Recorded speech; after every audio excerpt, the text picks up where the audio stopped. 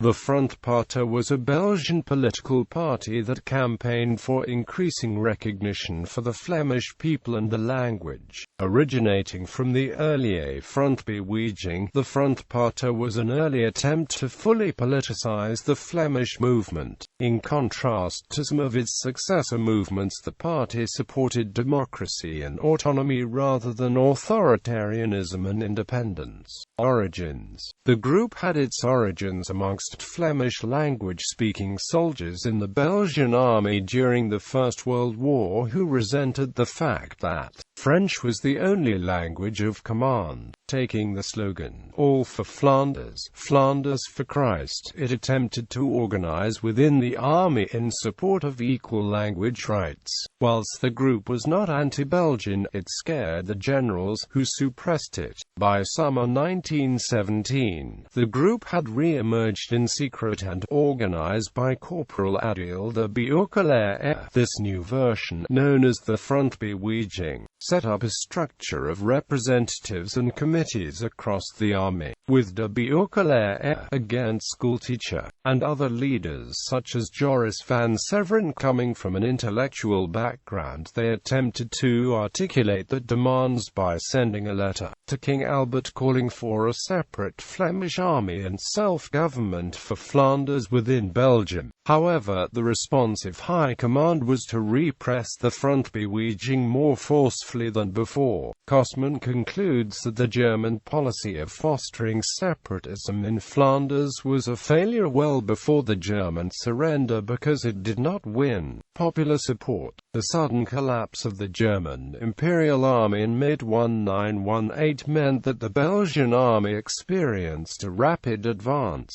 leading to confusion and a lack of communication between Frontbeweging members. However, whilst the group's aims had not been met, it reconstituted after the armistice under the name Vlaamse Front political party. The movement was soon formalized as a political party, adopting the name Frontpartij and continuing its campaigns for army segregation and internal self-government, as well as adding policies such as Flemish language teaching in schools and Ghent University. The party had a strong Roman Catholic identity and, whilst most of its leaders were from the urban areas of Ghent and Leuven, it developed a strong following amongst small farmers, many of whom resented the francophone large landowners. Its ideology was vague, although generally identified as left-wing, and within its ranks adherents of both socialism and communism were to be found.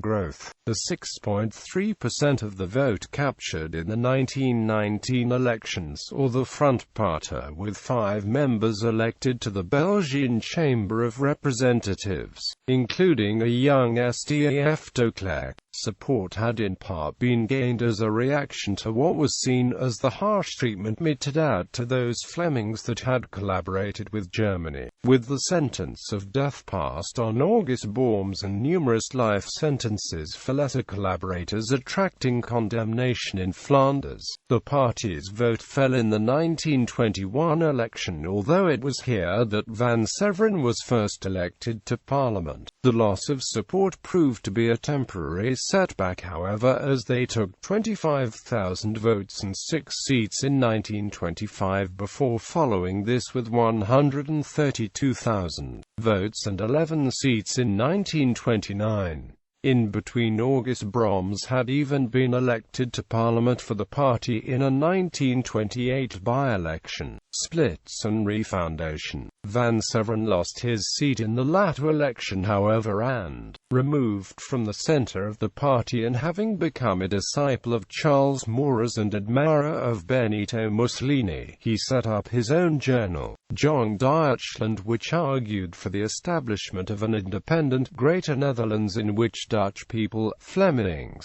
Frisians and Luxembourgers would unite in this Deutsche state. The plan won support amongst the students of Ghent, but the war veterans that made up much of the membership of the Frontpartij were unimpressed, and the party organ de Schelde specifically condemned fascism. The result of this clash was a split in the Frontpartij, with the foundation of Verdenasso in October 1931 as a far-right group supporting the Deutsche option. The Frontpartij lost a lot of support and 3 seats in the 1932 election, and following this failure and the emergence of Verdenasso, the remaining right-wingers within the Frontpartij came to exercise more influence. Under the leadership of SDAF de Klerk, the party lurched to the right, and in 1933 the party was discontinued altogether when de Klerk formed the Flemish National Union, an authoritarian rightist party. VNV absorbed the Frontpartij entirely, as well as a number of smaller nationalist movements, and emerged as the leading voice of Flemish nationalism. In the 1930s,